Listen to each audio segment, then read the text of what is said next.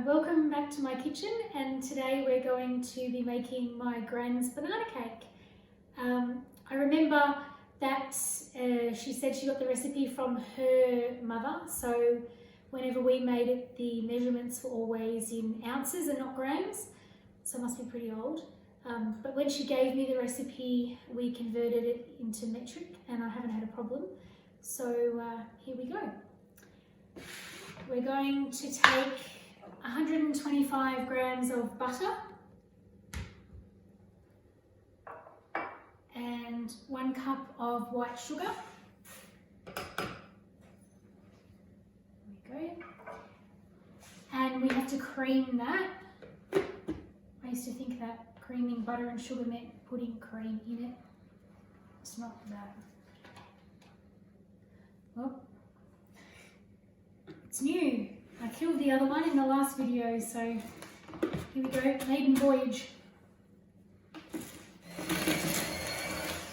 What we're looking for is soft butter, so the softer but not melted, so just soft butter. Put it in there with the sugar and mix it till it's combined, and then beat it a little bit faster so that it gets a nice creamy consistency. So we'll have a beat and then I'll show you when it's done.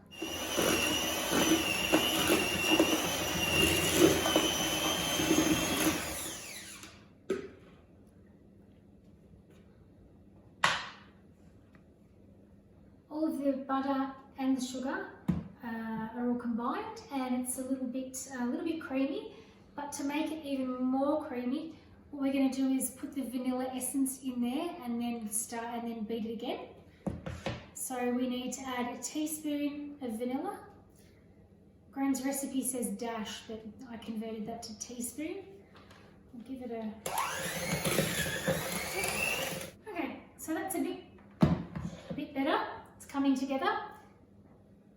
There you go. So now what we do is add in 2 eggs. I'm a bit fussy with my eggs. I don't know why people throw eggs straight in. What happens if the egg is rotten? I don't know, I'm a bit phobic about that, so I break it into a cup first and then add it in. It's easier to throw out a dead egg than it is to throw out all of the stuff that you're making. So I'm going to add in 1 egg at a time and beat it. If you add all of the eggs in at once into the butter and the sugar, it can curdle and separate. So you do it 1 at a time and mix it through, and that should stop it from curdling.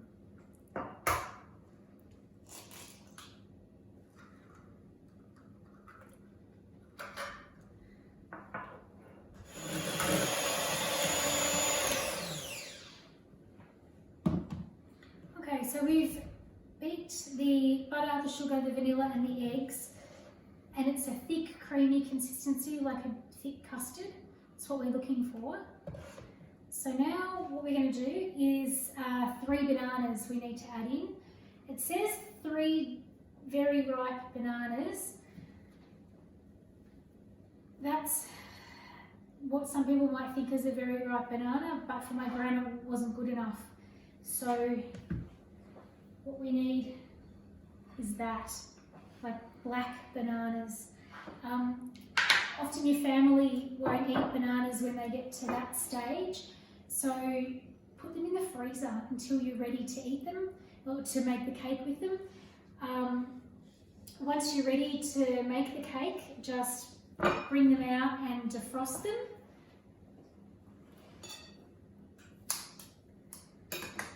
Then snip the end off.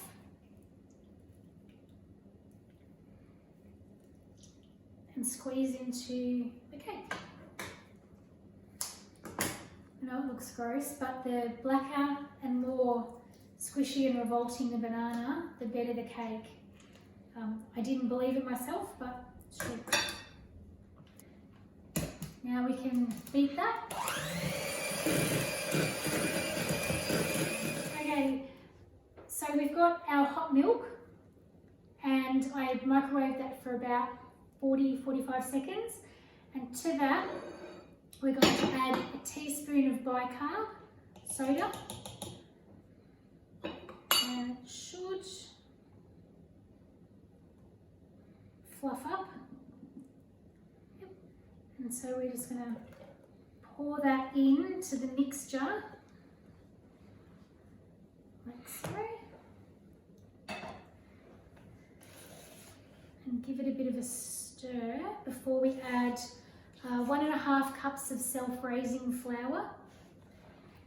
As a substitute, you can always use plain flour with some baking powder, and that will do the same thing. So just stir that through, fold it a bit, don't be too rough, which is hard for me. So mix that until it's all combined. It's going to be lumpy because of the bananas. Make sure there's nothing dry and white in the mixture. And then it just gets poured into the tin that we've prepared. Lined, ring tin. We've gone the ring again so that it eliminates the soggy centre. So we just pour that in. There we go. So this goes into an oven that's been preheated at about 160 degrees fan forced. If you don't have a fan, try it at 170 to 175. And it's going to cook for about, it says 30 to 35 minutes. Test it at 30 to see how it's going, and we'll check it. So bung it in the oven. Again, we'll make sure we put a timer on, because otherwise, yep, it's just going to end in a burnt dry cake. So we'll see you in 30 minutes. So the cake has been in the oven for about 35 minutes. It wasn't quite cooked at the 30, so I just left it in a bit. So the skewer, when we put it in, came out clean, so she's ready to go. We're going to make a buttercream frosting today. So in here is some icing sugar, about maybe 2 cups, I guess. And to that, we're going to add some soft butter, about that much, and some vanilla essence and some milk.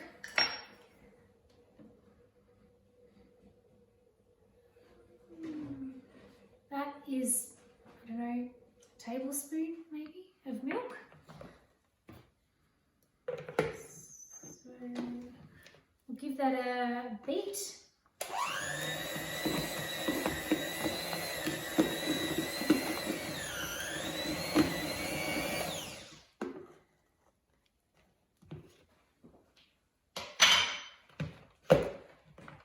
Mixed it, I don't know, for about 30 seconds. It's still a bit dry, so we'll just add a bit more milk.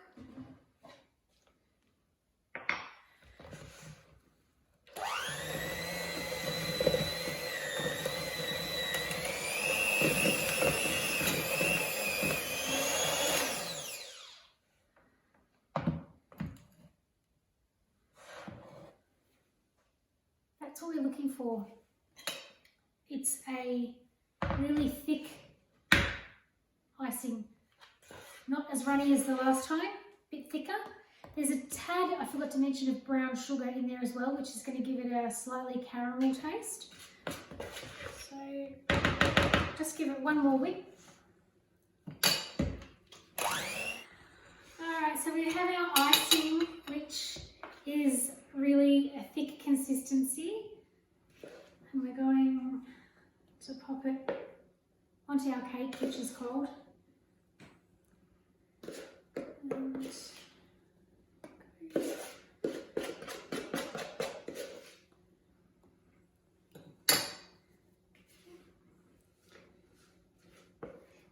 the cake that we've done today is just the basic recipe.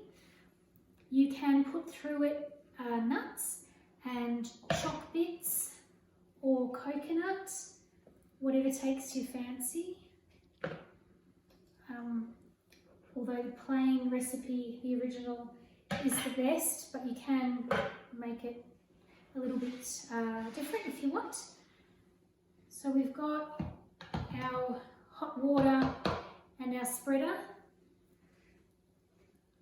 I don't know the technical term for this apparatus. Wait, it does the job. Okay, just spread it around. The icing on this cake is a lot thicker than the chocolate one that we did. And like I said, it's got that hint of caramel to it because of the bit of brown sugar that we've added into the icing. There you go. That will do. And I've chopped up some nuts. They're walnuts and choc bits to put on the top.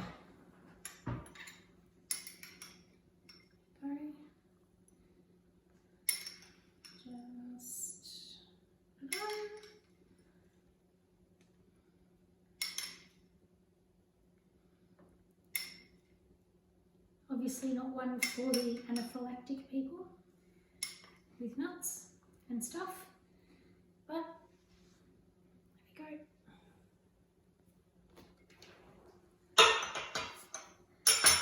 And there we have it. That's Gran's banana cake with a caramel icing and a walnut and chocolate topping. Enjoy.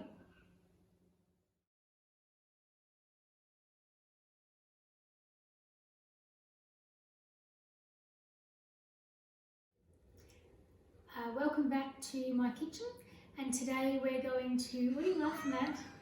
What? What are you laughing at? I don't know what to do. Welcome back to my kitchen. What do you say? Nothing.